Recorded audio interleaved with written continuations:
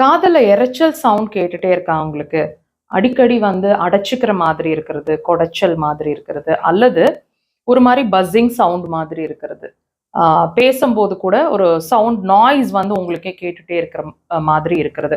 இந்த சிரமங்கள்லாம் உங்களுக்கு இருக்கு, அடிக்கடி இருக்கு, அல்லது கன்டினியூவஸா இருக்கு அப்படின்னா, உங்க பாடி உங்களுக்கு என்ன சொல்ல வருதுன்னு கேட்டீங்கன்னா, நல்ல கவனமா லிசன் பண்ணுங்க. உங்களோட கிட்னீஸ் வந்து வீக் ஆயிட்டிருக்கு.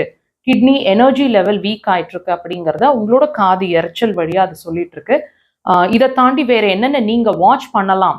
உங்களோட கிட்னி எனர்ஜிய பொறுத்த வரைக்கும்னு கேட்டீங்கன்னா, நல்லா கவனிச்சு பாருங்க. லாங் டிராவல்ஸ் ஒரு 6 to 7, 8 ஹவர்ஸ் நீங்க டிராவல் பண்றீங்க. கால தொங்க போட்டுன்னா, சொரந்து வீங்குற மாதிரி இருக்கும்.